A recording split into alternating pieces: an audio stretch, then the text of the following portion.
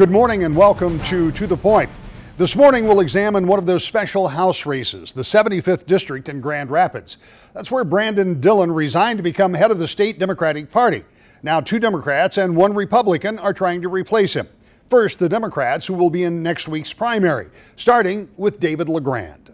You are no stranger to politics. Obviously, this is something, in addition to your profession, that you enjoy. But what made you decide to get into this race, other than the fact, of course, that the person who did hold this office is now the chairman of the Michigan Democratic Committee, and that, of course, left an opening?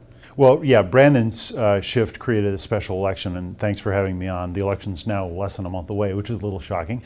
But I've been thinking about this for a long time. I'm on the school board right now, and my work there has really convinced me of the urgency that we have good advocates in Lansing to work for educational funding. I'm also very passionate about a lot of social justice work that I think we could work on, and I'm also very passionate about environmental issues. So those are things that are best addressed at the state level, really, and so I'm a local guy. I love being on city commission, and I've loved being on the school board, and I feel like there's really important work to do there, and it's going to be sad to leave my colleagues if I succeed here, but I think that we need good advocates on those causes in Lansing. Let's go to that first issue, and you said school funding. Tell me about the nexus between school funding and school performance, because I know that's been a big discussion in Lansing. In fact, I believe that it was then Representative Dillon who wanted a study to see exactly what does it cost to adequately educate kids. Right, and I'm an analytic guy. I think that Brandon's idea was brilliant. I think that unless you actually have a study that talks about what it costs, then you're just then you're rhetorically sparring, right? Somebody can say something else, and who knows where the reality is. So I think it's important that we get that study, but it is true that over the last decade or so, we've functionally lost about $1,000 in per pupil funding, and that's got real impacts. I mean, if you've got a teacher in a kindergarten class and you've got 30 kids in the class, it's a very different dynamic than if you got 20 kids in the class. We've got teachers who aren't being paid enough. We've got infrastructure that needs addressing. There's going to be a bond proposal for the schools actually in the same date as my primary, and that's very important. I've endorsed that. But part of the reason we need that bond funding is because we've had cuts from Lansing. What do you think, in terms of a financing mechanism, Lansing should use? You know what the process is now, but every year, every budget cycle, that budget gets revisited. And some of, particularly Democrats in Lansing, have said, well, wait a minute. There are all of these other budgets that we don't look at every year, but every year school funding is really in flux, and it can be different on a year-to-year basis. Is there a better way to do that? Well, I think that we do have to stop rating those funds for starters. I think that that's part of the solution. I think the other part of the solution is to honestly have a conversation about, say, inflation, and have our per pupil funding at least track inflation, and that often gets lost in the discussion. I also think, in addition to doing this, I liked the best practices mechanism that the governor had in place, because what it does is it rewards good school districts like GRPS who are being careful about their bond rating, who are being fiscally conservative, who are instituting best practices, and that mechanism's dried up. I'd like to see that more robust, because we all want our schools to succeed, and having intelligent criteria for measuring that is critical. I mean, education should be about trying to produce outcomes that you can measure, right? If you don't know whether a child can read or not, then you don't know whether you succeeded or not. So good curriculum legislation, good mandates for high-performing school districts are good, but they have to be crafted carefully. You talked about social justice issues. I don't know that this is where you were going, but the legislature has been slowly considering at least a look at how we sentence people, what they're charged with, how they're charged, and are those some of the things that you're interested in? Yeah, that's something I've been passionate about for a long time. I think if we have a discussion as a community, we all agree what we want is public safety. We want to live in safe communities. Now, if there are ways to do that are less costly and more effective than what we do currently, we should be looking at those. And specifically what that means is, if you've got someone who's a very, very low risk for being trouble in the community, and you're spending a whole lot of money locking that person up, that's just bad public policy. And it's bad in a world with limited resources. If we're spending $2 billion on incarcerating low-risk, nonviolent offenders, and we're cutting money for education, we need to have a discussion about where our priorities really are. Environmentally, many of those issues become federal issues, particularly when you talk about the Great Lakes invasive species, those kind of things. But there is a good input, a good deal of input that the state has. What issues, when you talk of environment, are you most concerned about? Well, certainly water issues. I'm a farm owner, and I think that engaging with the farm community and having intelligent conversations about agriculture is important. I also am really passionate about renewable energy. I've actually got solar panels on my house, drive an electric car, and I think that we're kind of in an exciting time for renewables right now because consumers can really get into the mix and become producers like I am.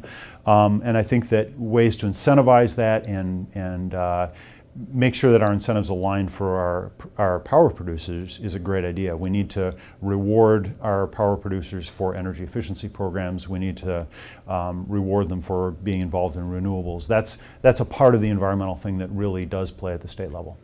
We're about out of time, but as you and I said here, there's a new energy policy that's making its way through the legislature that will in all likelihood be done if you are successful in being elected before you get to Lansing. And the whole renewable part of that is not going to be incentivized, at least the way it's written right now.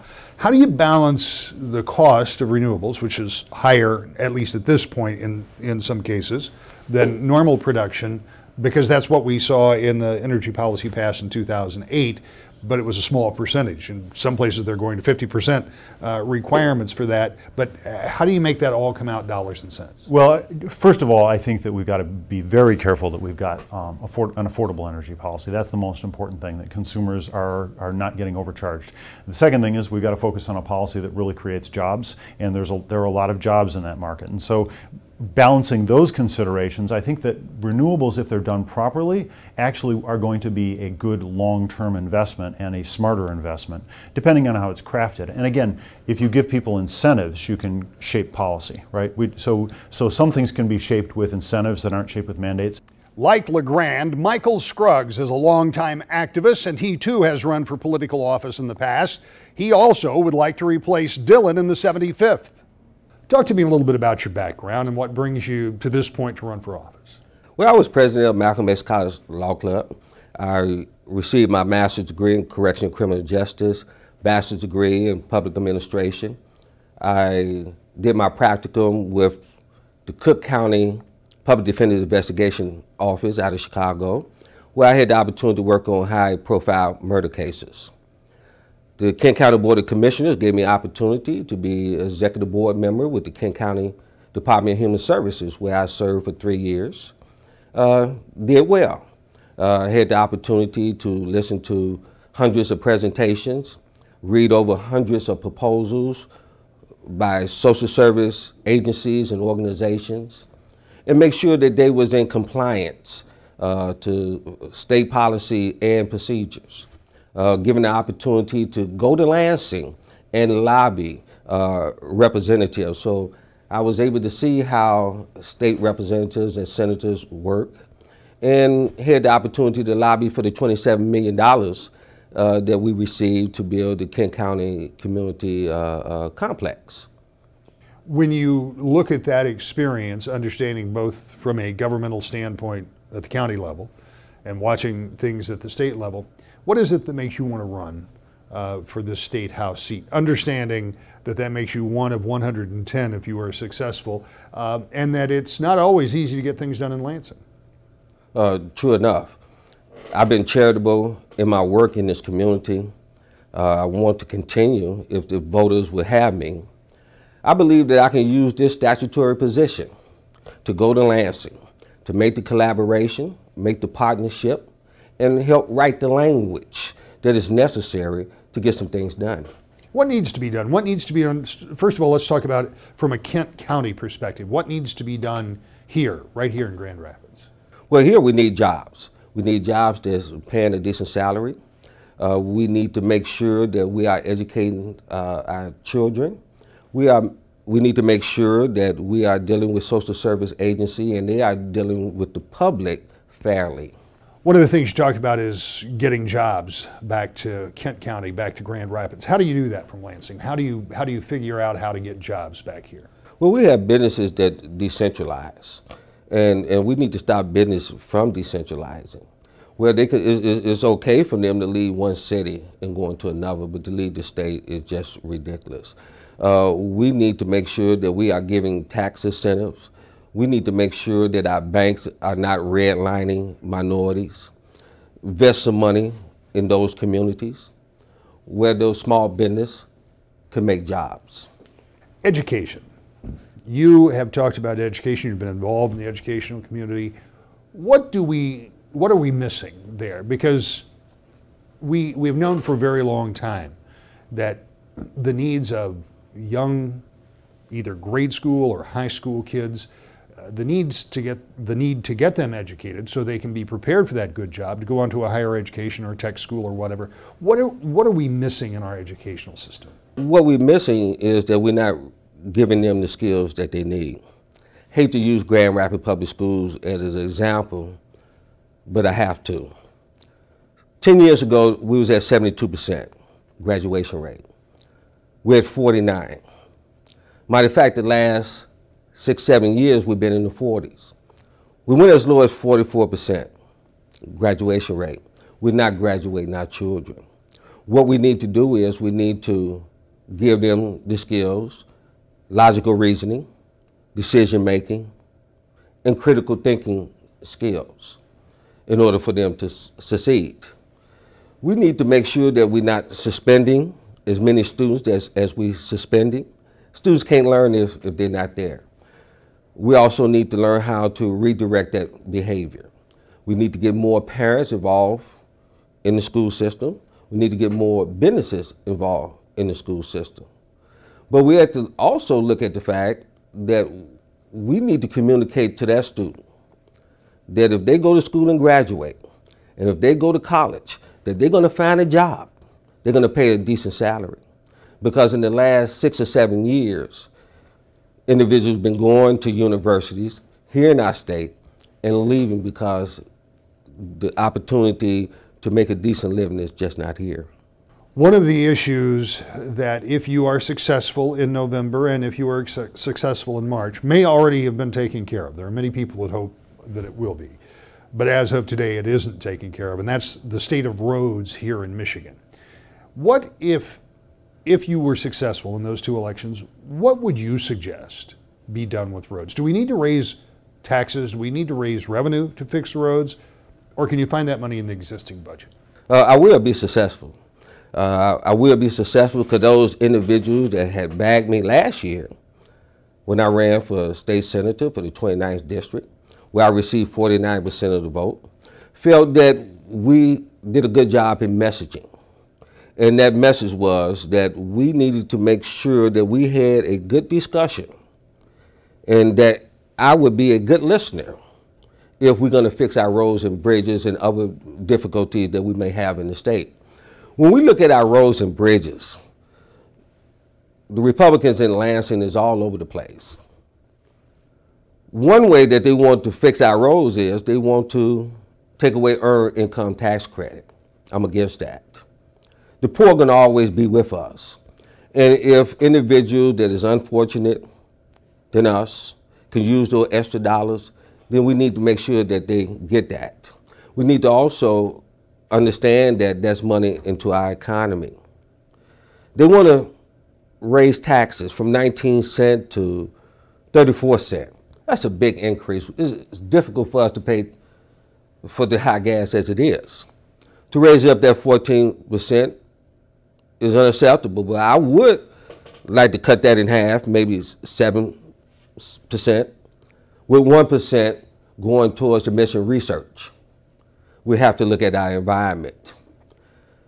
We're trying to get to the 1.2 billion which the governor said that he needs. I believe that we need to look at CIT, the corporate income tax.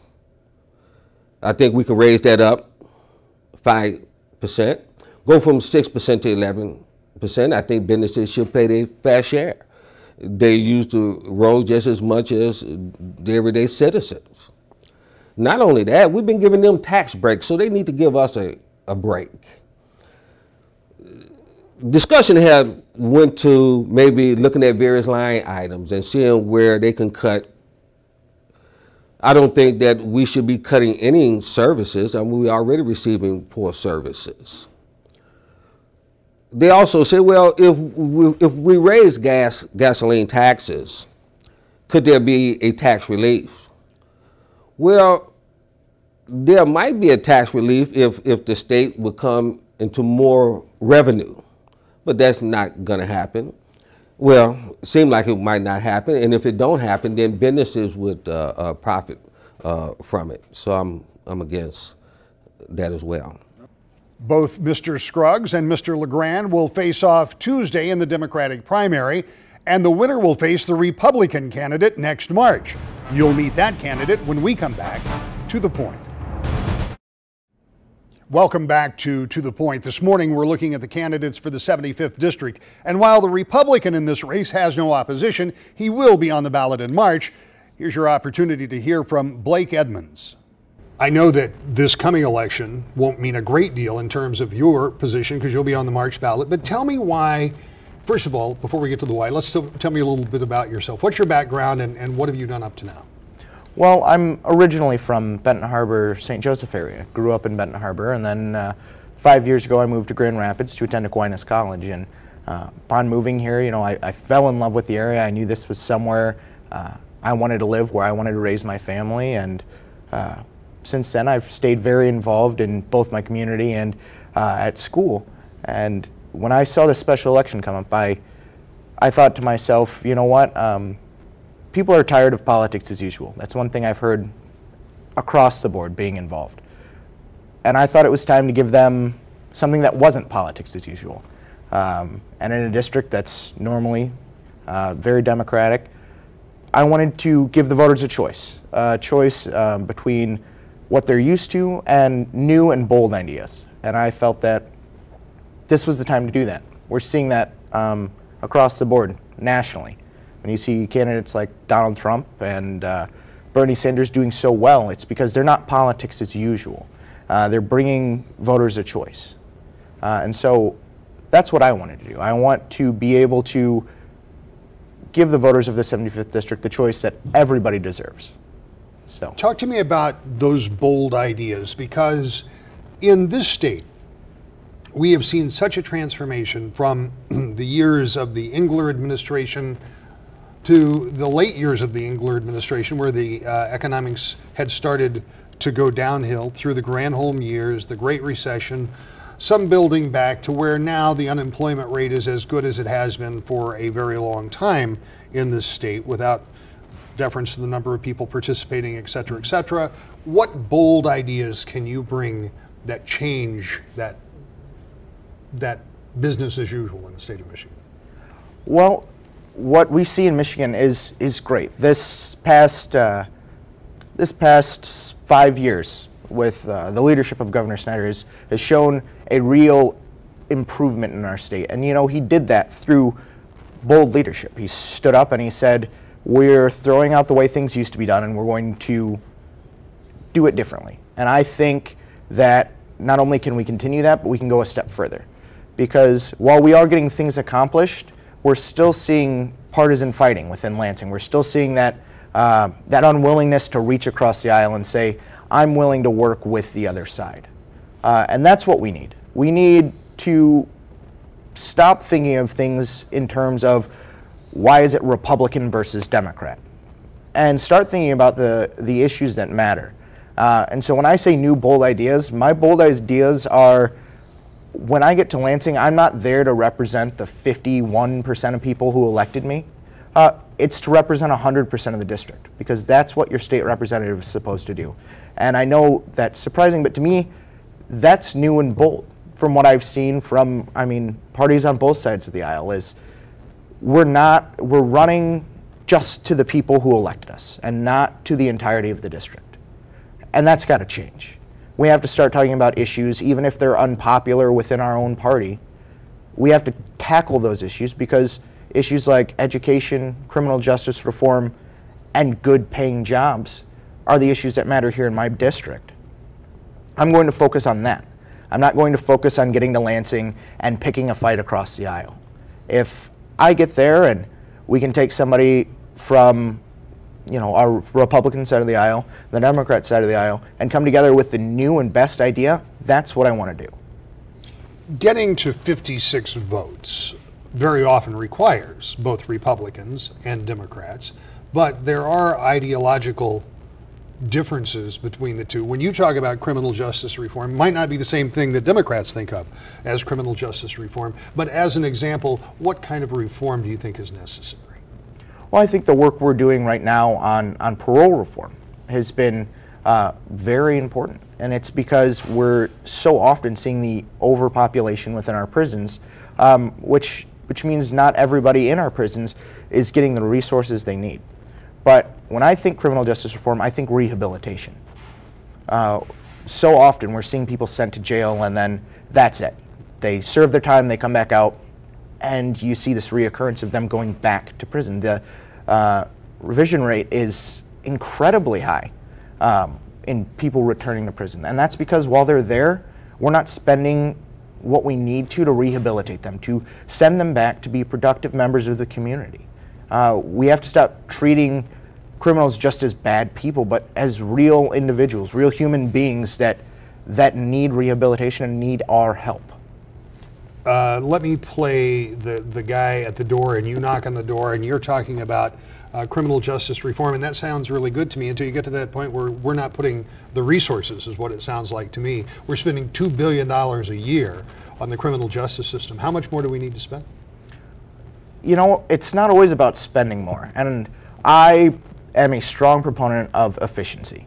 And I know sometimes when people hear Republicans say efficiency, they're like, oh goodness, they're coming to cut our budget. No, that's not what I believe at all. I think we need to take a look at the system we're using and find out how we can make it more efficient. For instance, a good example is my mother does lean training for Kellogg's. And one thing there is they're always looking how to streamline the process, to use the dollars that we do have the most effective way we can. And that's what I want to do in Lansing, and especially in our criminal justice system, is let's sit down, let's have a conversation where people aren't worried that all of a sudden they're going to lose their job because we're coming in to take a look at the books. No, that's not what it's about. It's, hey, you're spending 8 hours of your time, that's time out of your life to do this job. How can we make sure while you're there, your time is being spent the most effective way it can be spent? We're out of time, but I have to ask you this. If you're successful in winning this seat, and if by the time that happens, there is no deal on Michigan roads, would you be in favor of raising taxes in some form to pay for Michigan road repair? Well, I can tell you, I hope we get it solved by the time I get there. It's been too long.